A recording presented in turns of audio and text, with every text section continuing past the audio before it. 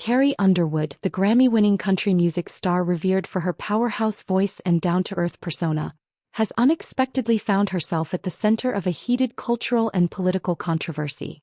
The catalyst? Her decision to perform at Donald Trump's 2025 inauguration. What seemed like a straightforward announcement quickly spiraled into a media firestorm, especially after Behar of The View unleashed scathing criticism of Underwood, branding her performance as a tacit endorsement of a deeply polarizing figure. The fallout has dominated headlines, fueled social media debates, and forced Americans to grapple with broader questions about patriotism, art, and political division. Underwood's decision to take the stage at Trump's inauguration was framed as an act of unity and patriotism. The singer explained her choice as a reflection of her deep love for her country, emphasizing that the event was less about endorsing a particular politician and more about celebrating the democratic process. Her message was clear. Art and music have the power to bring people together, even in the most divisive times. But not everyone saw it that way. Almost immediately, critics accused her of aligning with Trump's controversial legacy, interpreting her performance as a statement of support for his policies and rhetoric. The reaction was swift and divided. Social media platforms exploded with heated debates, with hashtags like #CarrieUnderwoodCancelled and #StandWithCarrie trending simultaneously.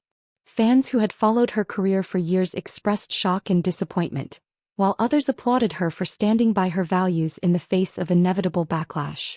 Many of her supporters argued that Underwood's performance shouldn't be politicized, pointing out that musicians of all political affiliations have historically performed at inaugurations without sparking such outrage. Others, however, viewed her decision as a betrayal of what they believed she represented: inclusivity, compassion, and unity.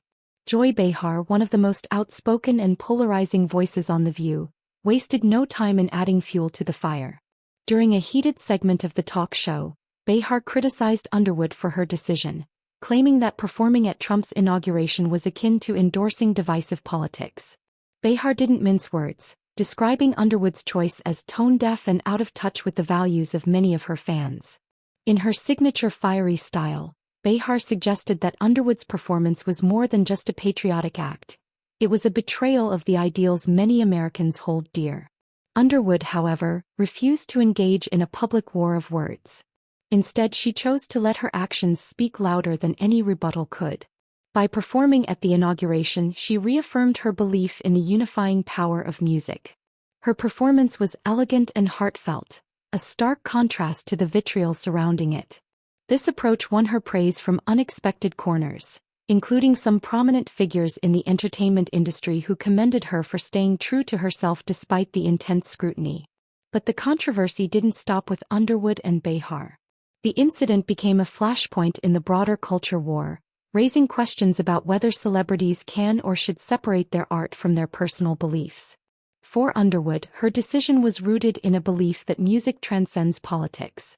However, for many of her critics, it was impossible to separate her performance from the political context in which it occurred.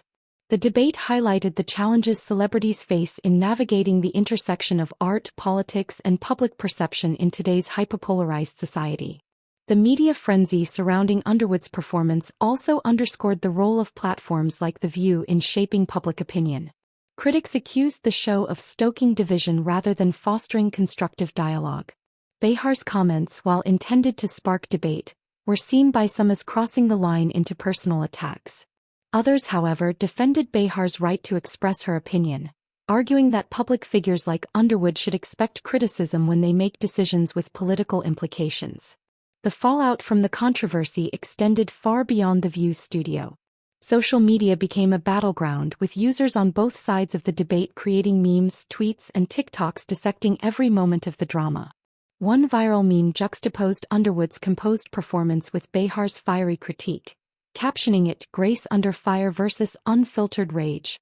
Fans of Underwood rallied around her, praising her for staying true to her values despite the backlash.